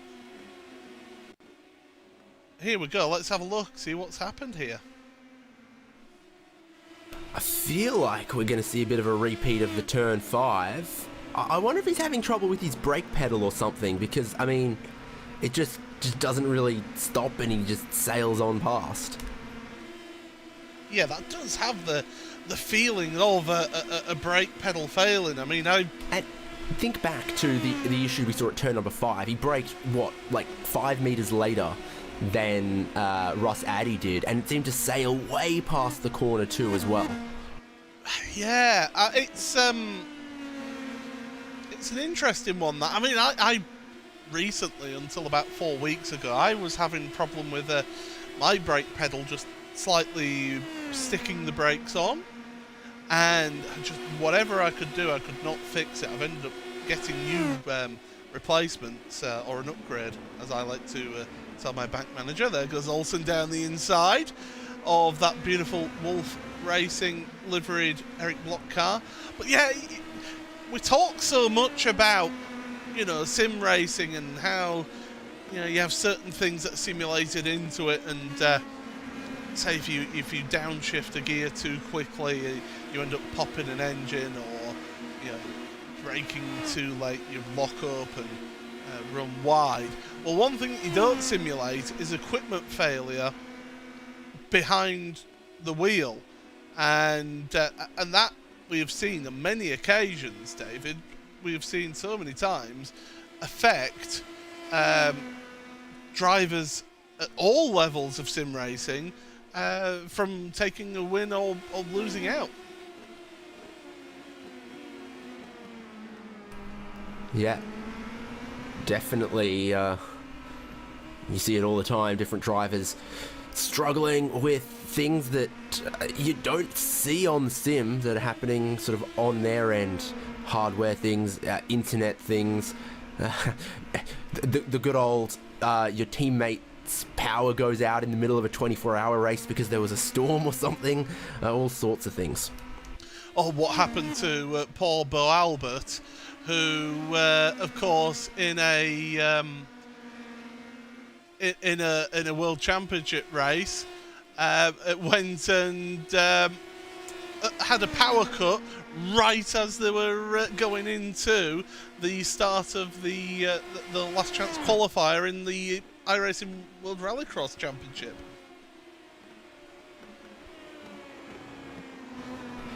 Yeah, things like that happen. For sure. Seeing a move here, second and third, Hellberg passing in an unconventional place there. Bill Lawrence obviously just having a problem off Canada corner. Puts Hellberg back up into second in a pretty mean-looking all-black car. Now, is that a little bit of Bill Lawrence going, all right, Leif, if you think you're faster, you go in front and let's try and catch up to Morgan? Because it seemed to me that Leif was just determined to get past, whether Bill wanted him to or not. So I think that's more Bill trying to manage the situation and say, right, okay, you were that desperate to get in front, you get in front, let's go and catch up to the leader now, because he's 3.7 seconds ahead of this battle for second place. So it's not the best of days for these two, and they do need to work together to a degree to try and close that gap up. Also got to watch the lap times of Russ Addy just behind them in fourth. He was faster than Hellberg by 0.2 and faster than Lawrence by about 0.8.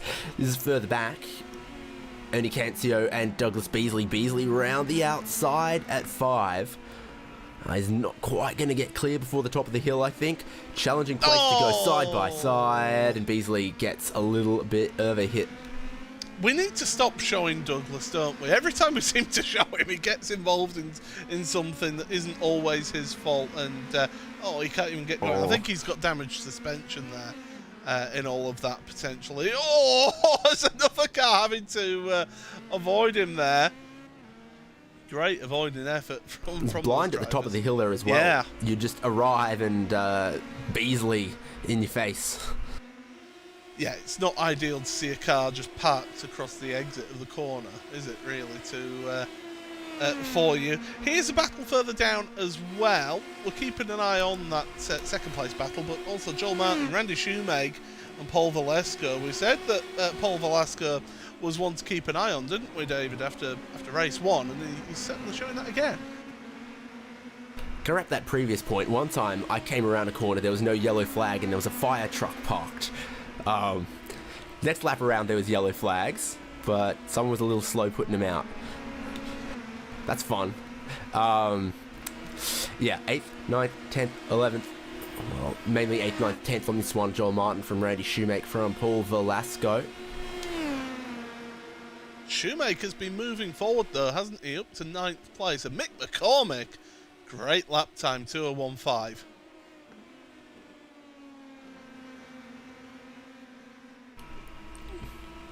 Yeah, so big moves for Shoemake. Velasco also up a bunch of spots and looking like he's running along with him pretty smoothly here at the moment. Yeah, just losing a little bit of contact to Joel Martin. Then, not Russ Addy, Mike McCormick and Cancio.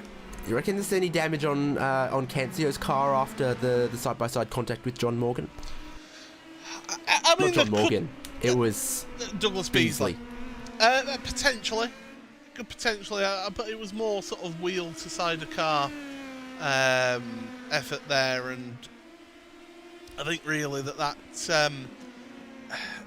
it just would possibly give them a little bit of damage, but shouldn't have affected him too much with it being on the wheel. But now he's got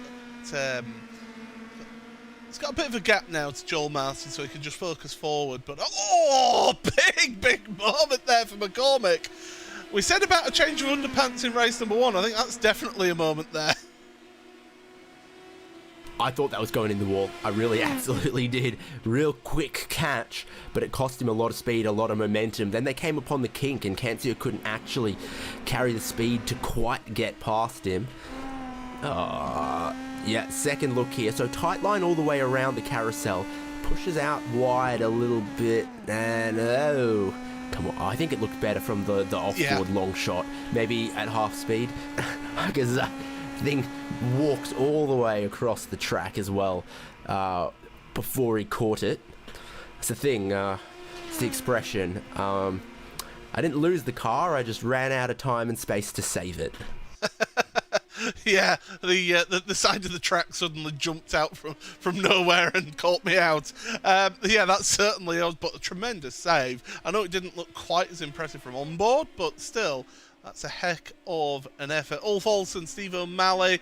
You've also got Greg Garris together. This is 13th, 14th, and 15th out there on track as Douglas Beasley has headed onto pit road. He's tried carrying on after that contact, but I think he did have a little bit of damage, so he'll get a fast repair done and we'll get back up and running here. But this does have that end of term feeling, doesn't it, David? That's the final race of the season. Lay it all on the line here in this final race. Steve O'Malley was getting real close there, and then he's made a bit of a mistake. Greg Garris has gotten past in that turn 5. Deceptively tricky on the track map. It's a 90-degree left-hander. In reality, G-Moore is around and sideways, and Steve O'Malley avoids that too. Exciting couple corners O'Malley's had. Exciting race Gene Moore has had. I mean, if there's one thing you don't want to have happen, is a car coming across the track at 90 degrees to you. But here's what happened then to Gene. Out of turn 6, does he carry too much speed? Does he catch... Oh, yeah, he's just lost control. And oh, he's bounced it. That is a big heart-in-mouth moment right there. Yeah, goes one way, bounces off the wall, back across the track, and gotta imagine, I don't see too much, but surely there's damage for Gene Moore there. That's not going right. That's not turning at all. The steering is broken. Probably some other things as well after that contact. Starting lap number 9 means there is 7 to go. John Morgan's lead is shrinking just a little bit, but I'd say still pretty healthy at 3.3 seconds, depending on how hard he's pushing. If he's still just managing those tyres, he'll be good to the end. That's what we saw in race number 1, is we get to this points of lap 12, lap 13, and there's some drivers who looked really quick, but it was because they were using 100% of the tyre and used up all of the goodness, and some others who just measuring it out across the race distance could still hold pace towards the end. So maybe you suggested that might be what Bill Lawrence is doing just here in 3rd place. Yeah, potentially. And yeah, thank you, Steve Greenwood, who did agree that these two need to work together to try and get up to John Morgan. And you quite rightly point out, they are gradually moving forward, but it's still 3.1 seconds. It's still quite a bit of time. But look at the different lines being taken here. So Bill Lawrence hugging the inside of the carousel, whereas Leif Hellberg taking a nice wide arc. You're really running a risk of being on the dirty line in the marbles there, and then cuts in for a late apex. And Mick McCormick, this is down at the Hurry Downs. Yeah, sure is. He's going to try to pull it off the racing line to let Steve O'Malley through, and we'll take another replay at what happened to him. Bottom of the hill here. It's so easy to lose it on entry, and on the exit, he's just pushed out wide, caught a tiny nip of that gravel. You can see the little mark he made, but that was enough. It's too much speed in, and then not in a place that it was easy for him to get it back around either. Lost a whole bunch of time, even though he kept it off the wall. Yeah, he did keep it off the wall, but he was very sensible though. Wasn't trying to rush back onto the track there and end up wiping it. And it's something that not just sim racers, but real world drivers have done in the past, is where they're just determined to get back on track as quickly as possible and end up wiping out somebody. I mean, my memory goes back to 2019 Italian Grand Prix, when Sebastian Vettel was off at Ascari, and he was just determined to get straight back on and went and clipped Lance Stroll, who then in turn went and tried to rejoin the track when there was a car coming round.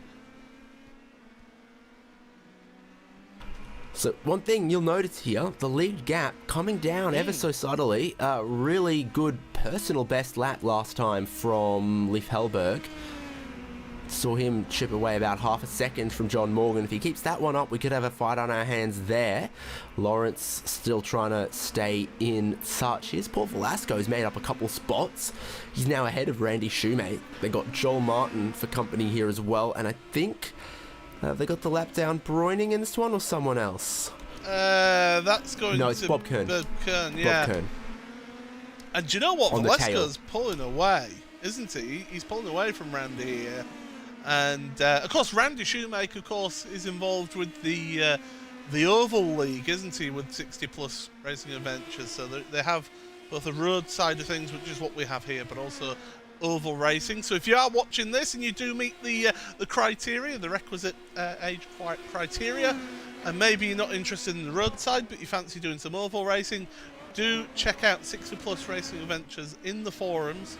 The iRacing forums, they're there in the private and hosted section, and do get in touch with the organisers and see if you can join them and take part. It's a great community. We've always said it, haven't we, David, that these are drivers who are just racing for fun and racing with the correct attitude. There's a dozen or more drivers that we've been seeing compete in 60-plus Racing Adventures for 10, 15 seasons now, and you race side by side every week with the same drivers for 15 seasons. Well, you can't carry too much beef, so they have some good chats, some good respect, and you can't just go and run someone off the road if you're going to see them the week after and the week after and the week after as well. So you do hear, for the most part, lot of respect between all the different drivers. And Paul, if you could get on the forum and you weren't such a naughty boy, you'd know that there's a semi-official, unofficial weekly GT3 series as well now. So we'll see if that one gathers a bit more steam as well. Well, first of all, I've not been a naughty boy. It's just that it won't accept my details, but that's besides the point. So yeah. Is that because you were naughty? No, it wasn't, because I rarely go onto the forums. Yeah, that's another story for another day, is that. But that lead gap down to 2.5 seconds. Now the question is there lap traffic involved in all of that? Well, John Morgan, oh dear.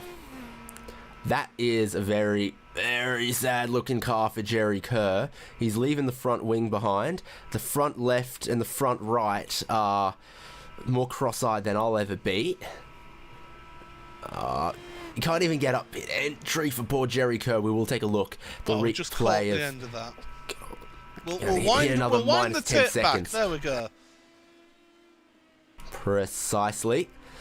So it's through the final corner, and it's already just a little out of sorts, but then he does what Leif Hellberg did in race number 1, and you just catch a little bit of that grass, and there's poor Stefan Röstgen doing something very similar. Röstgen and Donald Fitterer are having a battle over 21st and 22nd at the moment, but yeah, you see again, they are getting too hot to the final corner. They sort of get air off that exit curb. The car stops turning, and then they're in the grass. Yeah, this is over second. Yeah, this is Bill Lawrence to the inside. Leif Hellberg with the late brakes. Demon on the brakes there, Leif, but Bill Lawrence able to slot in front there through turn number 5. But yeah, these two, again, they're starting fighting each other right when they've got John Morgan there in sight. Yeah, and so Morgan's lead goes from 2.5 seconds out to 3 seconds, but I think Lawrence has realised 3.5 laps to go. If he's saved those tyres, if he's got some speed in hand, now's the time. Just, use it.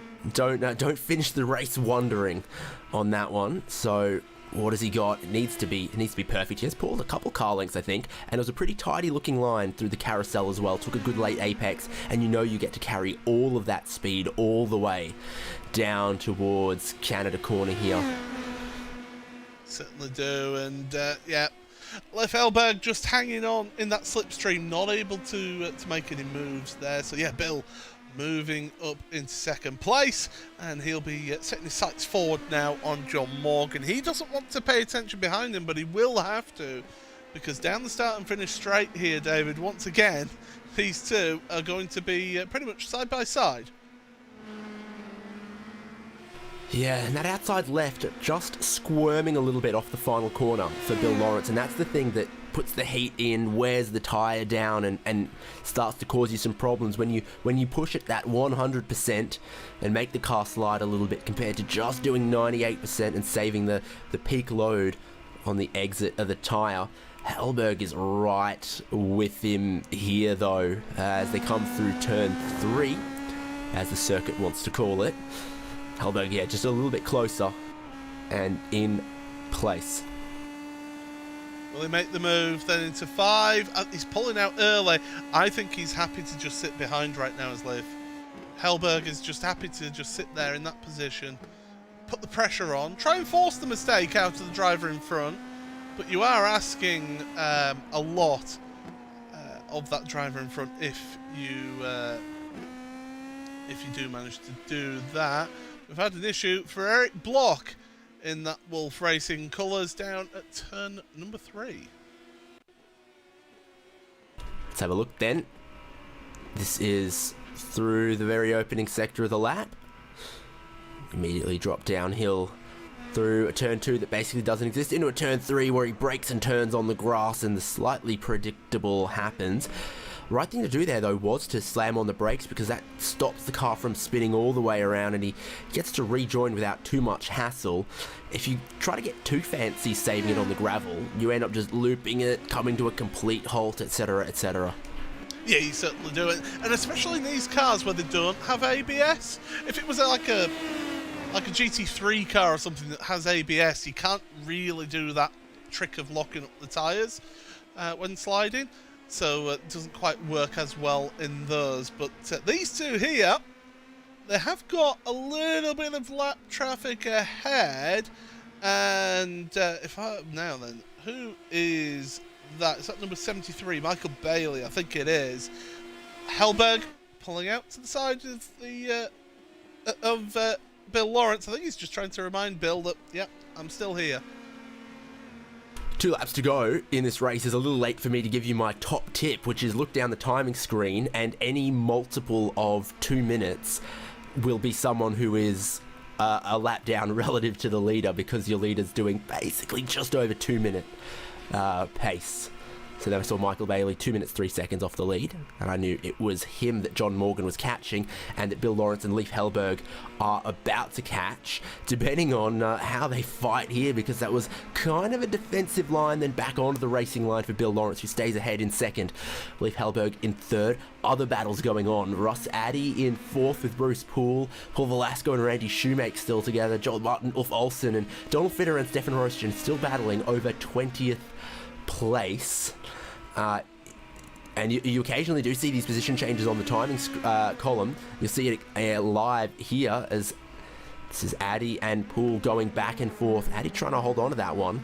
But, I was going to say, he got tyres in worse condition than Bruce Poole, but look at that for Poole. He's going to lose out and really struggle to catch that up with 1.5 laps still to go in this one.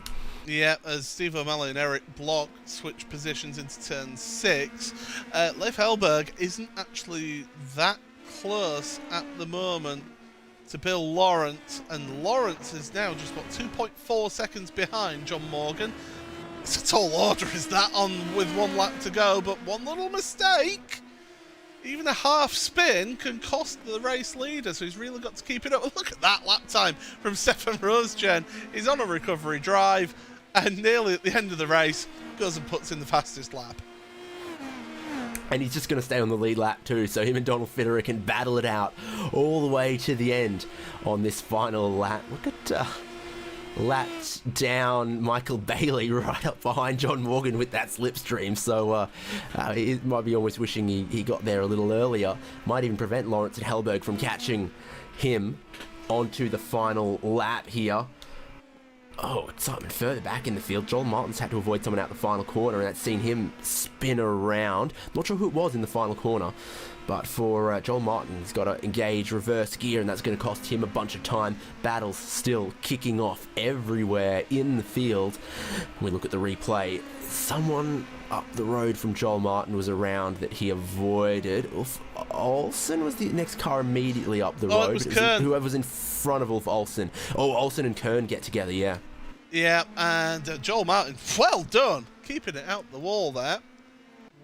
But yeah, not ideal for Kern. Still Lawrence and Hellberg battling it out here, but John Morgan now 1.9 seconds, 1.8 seconds ahead. Is he just basically just getting this car, just gently getting this car to the end of this race? Well, he's got a nice cushion, that's for sure, but you mentioned about that lap traffic behind him. I don't think he would particularly enjoy having that traffic that close to him. No, Bailey was even closer maybe a lap or so ago, and he's just starting in the sweet spot behind there as we come through the final corners of the final lap. Lawrence looking pretty safe in second. John Morgan looking like he just needs to bring this one home for the win. And what a drive it's been from him. Pole position, and now bringing it home, having led every lap. It's pole position. It's leading every lap. It's a win in the final race of the season to become the Super 70s champion and the overall champion for the first time in 60-plus racing adventures. John Morgan does it all. Lawrence held on ahead of Hellberg for second and third. Still some other battles kicking off on the final lap through the final sector. This is Eric Block and Steve O'Malley, 11th and 12th. O'Malley's right with him there, and time after time you do see some drag races happen out the final corner and up the hill. It is a long run to that start-finish line, but it needs a mistake from the driver in front, and Steve O'Malley is the one full rally crossing it, rejoining onto the track. Nothing ventured, nothing gained. Steve O'Malley there. Stefan Roastgen, did he? He's parked the car, Donald yeah. Fitterer and Stefan Roastgen have both retired on the final lap here. So that's intriguing. There's not really any other close battles out there on track really right now. Gene Moore, I mean, this has been a tale and a half for Gene in this final race of the evening.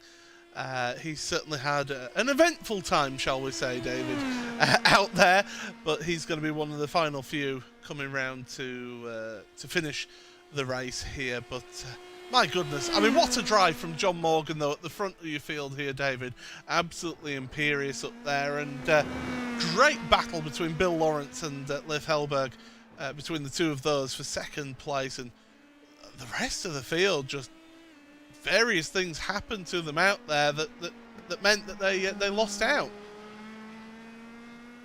Yeah, I mean, John Morgan, he didn't need the win, but he's done it. He's taken it, and that is just emphatic fashion to make season number 20 of 60-plus racing adventures absolutely his. It's Gene Moore to the finish line. DJ, are you playing requests? I want to know what happened to Fitterer and Roastgen. Right. Good luck, everybody. Let's see if we can find this one. We're going to try and look back. They were both together, so this, I'm afraid we're going to have to play this out. Oh, and that's what happened to them both on the last lap of the race. Oh, dear. Yeah, I mean, Russian thought there was a car length to the inside. It's been a bit of a late defense, potentially, based on the closing speed that Roastgen had, and so Fitterer's closed that door down to the inside. Roastgen moved left first when there was a car width, and Fitterer's come across and closed it a little bit. There is a sort of a kink on the way down into turn 5 there that can make it difficult to gauge, you know, exactly how the other driver is tracking and if they're owed the space. So it's a shame to see those two tangle on the final lap. Two of the quickest drivers in this series, and Roastgen, very long-standing driver as well. What was he, season 5? Champion amongst his 8 that he ended up getting. Let's look at the results then from race number 2. Final race of season 20 of 60-plus racing adventures. John Morgan will be delighted with that win, I'm sure. Bill Lawrence and Leif Hellberg came at him a little bit later in the race, once they were done squabbling amongst themselves, but it was all too late. And a quality podium there for sure. Russ Addy in 4th from Bruce Poole, Ernie Cancio, Randy Shoemake, Paul Velasco, Greg Garris, and Mike McCormick is our top 10. In 11th place, then Eric Block, who was fighting all the way to the end with the wild striving of Steve O'Malley then at the end in 12th place. Ulf Olsen and Gerhardus Jorrison come across the line together as well. Joel Martin, Douglas Beasley, Mike Grandy, Robert Love, Gene Mower and Peter Holstrom. The rest of them on the last lap, the lead lap should I say, Pierre Dion in 21st place, and then those drivers one lap down. Donald Fitter and Stefan Rosjan, who we saw have that impressive coming together down the turn 4 section of the track. Michael Bailey, Marcellus Bruning, Jerry Kerr, and then 3 laps down or more, Bob Kern, Carl Bogle, John Van Barsen, and Leroy Coppage did not finish the race. Well, I always love this kind of racing at Road America, cars that can slipstream off each other, and it gave us some really intense battles. And we can find not only your Race 2 winner, but your newly crowned champion is John Morgan, and he hopefully joins us now. John Morgan, do you have a copy? Yes, I do. Well, the very first thing I can say to you is congratulations. Well done on a great race just now, but what's obviously been a very, very strong season 20 for you. Thank you. It has. It's I've been doing this for a long time. I've been here from the beginning trying to win this thing, so it's kind of satisfying to finally sort of be consistent enough all season long and fast enough all season long to win the thing. So it feels good. Not only that, also dual reigning Super 70s champion as well, so congratulations on that. I'm sure the overall championship means a little more to you. It does. I mean, I certainly I'm glad we have the Super 70s. Obviously I'll be competing in that for the rest of my time here, but yeah, it does. I've been close before, but just haven't been able to really put that season together, and I've had some luck this season, no doubt. Not always matters in a championship. I know we're several seasons into this Indy Pro PM18, but do you think it's helped you compared to the old Star Mazda that we ran, 15 or so seasons in? Yes, I think I've adapted a little bit better to this car than the old one. I was pretty consistently in the top 7 or 8 in the old car, but this car does seem to suit me a little bit more. And I've just put I took a season off and actually have worked on getting back in shape a little bit. Strangely enough, I think that's helped. Yeah, so I think it's a combination of things, but yeah, I did adapt well to this car. And how was Road America today? It looked like these race distances are just right, that you kind of got to manage the tyres a little bit, but it's still overall a sprint race. Yeah, it is. And it's funny because the corners that really give you problems down at the bottom of the hill in 5 and the next corner, there's a few where if your throttle control isn't right, you can spin on the first lap, the 7th lap, or the 15th. So I think it's just, and I was trying to manage that gap today, so I did take it a little bit easier. So I don't think I really noticed much fall off, just because I sort of managed it because of what happened at the beginning of the race. One thing I've even neglected to mention, I'm pretty sure with this performance you've wrapped up the team's championship potentially as well. Is that correct, or did I misread? I don't know. That I'm not as up to date on, but yeah, it's possible. It's possible. I did. One of the other things that I managed this year is we have an award called the Gentleman Drivers Award, which is the most races with 0 incidents. And I did manage to pull that off this year, and that's something that I think is unique in this league, that we sort of track that and reward it. And feels good to win that one as well. Furiously scrolling the forum here, and it does look like the combination of Paul Stump and Steve Greenwood might have wrapped that team's championship, but you have been obviously very, very strong this season, a well-deserving champion. Have you got anyone you want to thank? Just everybody that's involved with this league. Again, this is a league that has a lot of people that work. Bob Love, who just took over managing our forum posts and handling Discord for us, and obviously Joel, and just everybody who puts time in to and all the guys. I mean, the drivers in this series are just they're all gentlemen, and that really makes it a lot of fun. Well, once again, I offer you biggest congratulations I can, season 20 champion John Morgan. Thank you.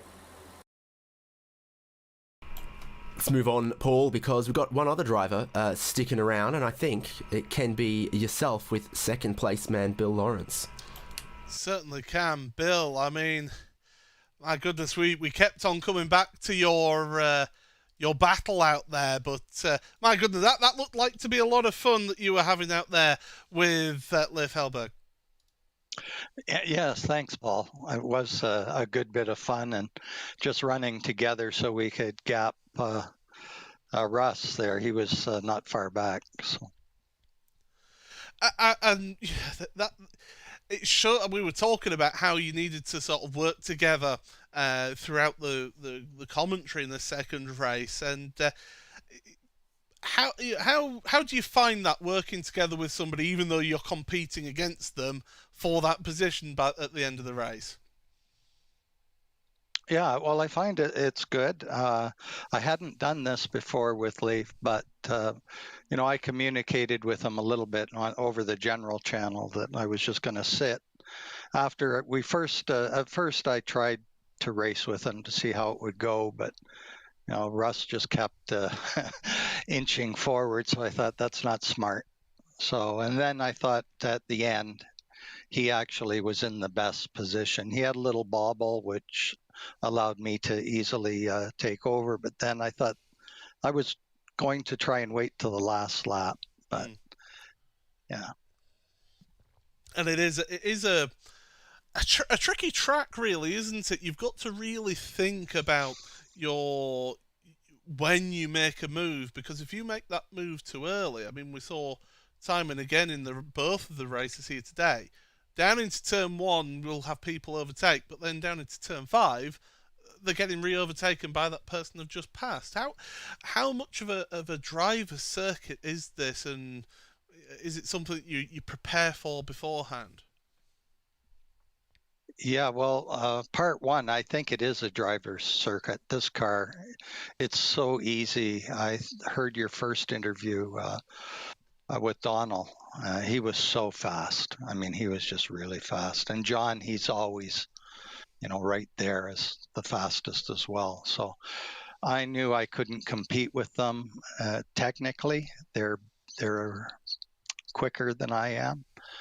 So I was just trying to minimize mistakes and keep it on the track that way. I forget the second part of your question. That's okay. It's not that important, but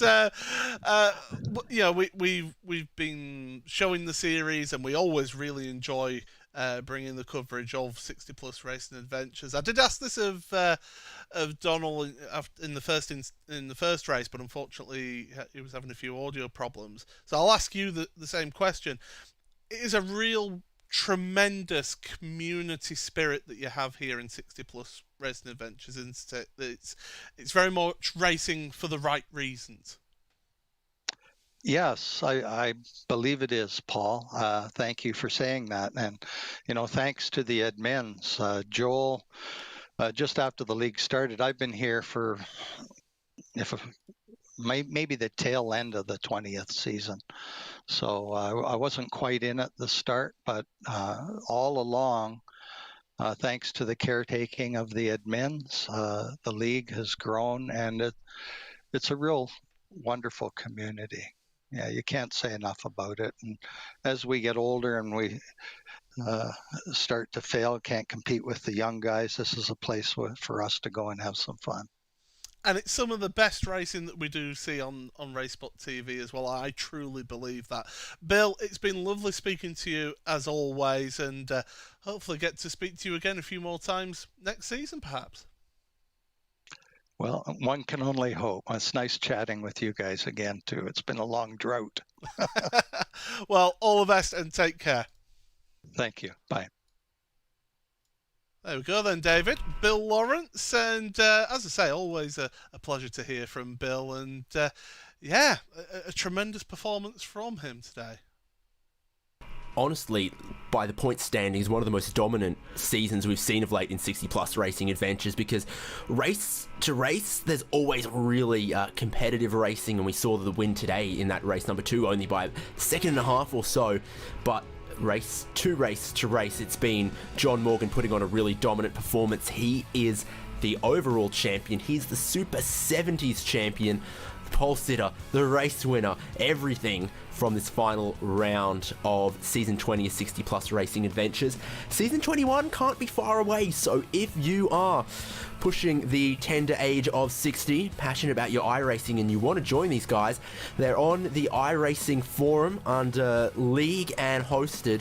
You find it there, all the information. They are always looking for new people to join to fill out the grid further, and every day someone turns 60, so it's an expanding market that they're in there as well.